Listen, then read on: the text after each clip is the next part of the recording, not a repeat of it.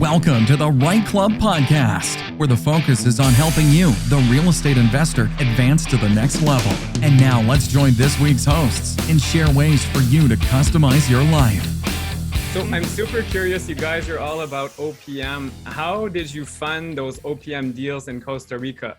Because it's a bit of a tougher market. Financing is not super available, so you have to be creative. So somebody is as creative as you guys, I'm sure you found some awesome ways. If you don't mind sharing some insights into that.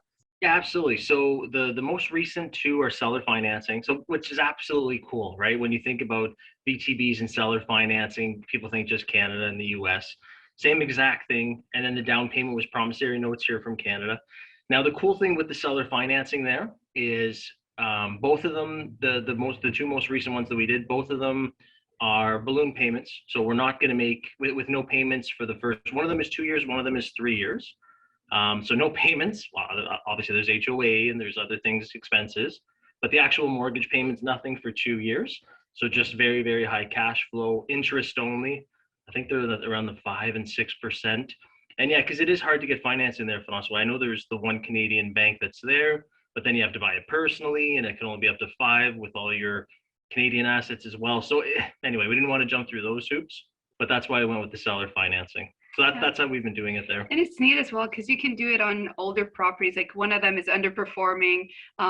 We actually took an hour or so and went seen that one when we were there. And but of course we had looked at it virtually. But it was an underperforming property, so we know that that's the one that somebody who wants to buy it already. That we're forcing the appreciation type thing. Or you can also do it with pre-construction as well, of course. So there's a lot of different ways that you can be purchasing properties there if that's something you want to do. Well, good call. The other one that we have is the developers holding most of the financing, right? So same thing, just insert developer as opposed to seller. I mean, this is so interesting because, you know, looking at a vendor take back, first of all, let's just take Costa Rica, for example. The resale market is not the same as a resale market in, for example, let's call it Ontario. And so I think that there might be more appetite as well for somebody that is interested in selling, that wants to sell, to be willing to do more creative strategies. Now, maybe can you walk us through like how you got that conversation started with the seller? Like, were you virtual, on Zoom? Did you go in person? Like, walk us through those steps so that somebody, you know, REITE Club Nation member can say, I'm going to do the same thing that Mel and Dave did, and here are the steps. Like, walk us through that. So these ones were both through a realtor. The thing with Costa Rica is there's no MLS. Like, we're all so used to just going realtor.ca and looking up whatever deal just got posted, right? There is no MLS, for lack of better wording, there. So let's say they have different realtors like Century 21 or Remax or, you know, different brokerages, That's where you're going to find your realtors, is going through there because, and something that's kind of funny about Costa Rica is everyone's a realtor there. Everyone. Yes. Yeah, that's why you can attest. We're on a boat with our tour guide, and he finds out we're in a real estate. And oh, by the way, I'm a real estate agent. We're like, well, why not? Everyone else is, right? So anyway, it's just one of those. I say that with humor, obviously, but it's finding the investor-focused realtors again.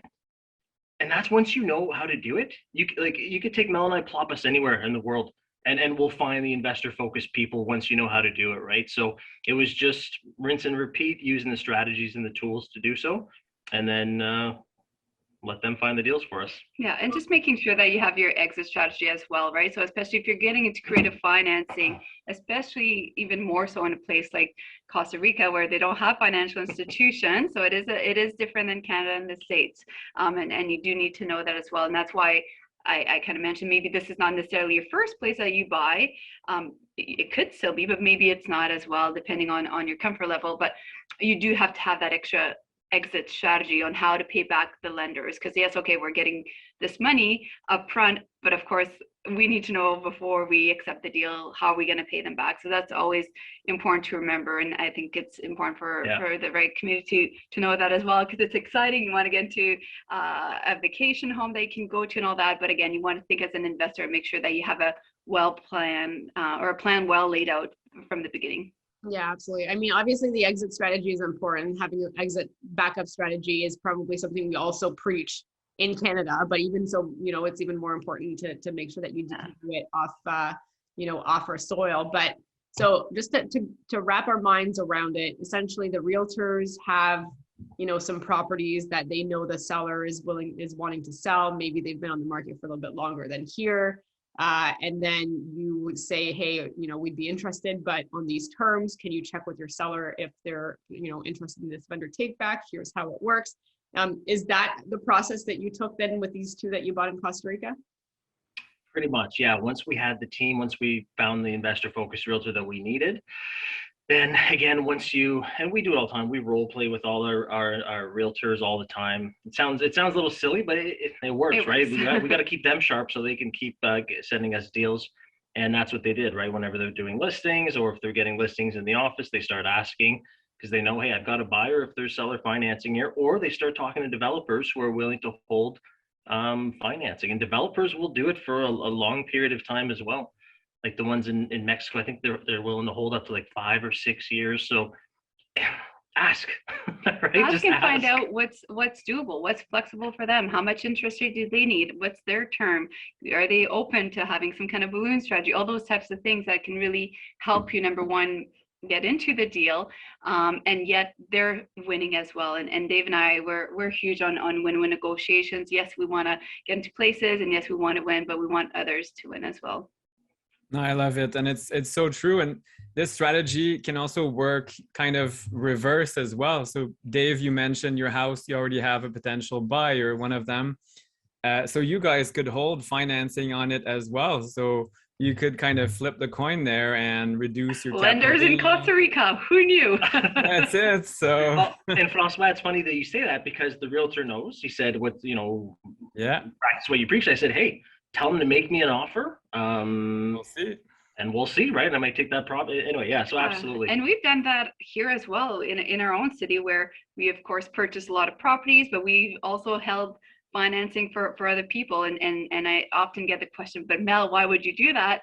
Because it benefits us. That's why, the same reason they did it, somebody did it for us in the first place. And if you don't know why people would do that quite yet, well, it's because of interest. Number one, you're going to pay them a certain amount of interest, whether it's upfront or in the end, and tax benefits as well from a capital gains perspective. And if it's not listed already, well, then I don't have to worry about an agent fee. And often the negotiation is in my favor as a seller with owner financing, because I might get close, if not my entire asking price as well.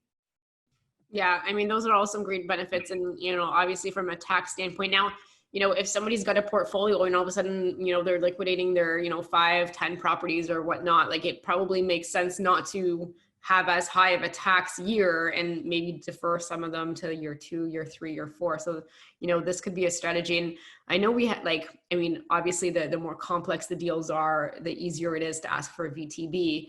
But, in the typical smaller residential types of properties, we haven't seen much of that, like in the last, 10, 15 years in Ontario. It's more like the bigger multis, the harder things to finance, the land development stuff, the, conversions, the properties that just need so much work. I mean, I'm not to say that you can't find any in the smaller ones, but do you think that like the potential shift in a market, because there's market cycles, right? And we're probably going into a different type of market cycle. Do you think that that's going to open up some opportunities maybe for this type of, maybe lending a VTB? And what do you think the opportunity might be for an investor coming, going in and looking out for the next couple of years? A great question, Sarah. I don't keep saying today, but these are literally conversations that I had today with one of our mortgage brokers. I said, what are you seeing? I said, what are the pros and cons of what's going on in the market right now? I said, just be honest with me. What do you think? We speak on probably every 3 days or so, a weekly basis. But he said, I like what I'm seeing. It's leveling the playing field. There's a lot less, the seller has all the leverage and the buyer has to go in with no conditions. And then basically over asking price. It's starting to level things out now. He said, I'm seeing offers with conditions being accepted. I'm seeing financing conditions. So again, it's just leveling the playing field, which is why I kind of like it. It's reducing the prices. Now I know people are saying, well, Dave, interest rates are going up. Well, how do I say this? The deal still has to make sense. whether the interest rate is 2% or whether the interest rate is 6%, right? Because now they're underwriting tighter. The deal still has to make sense, right? So whether, like I said, it's just a piece of the puzzle, obviously.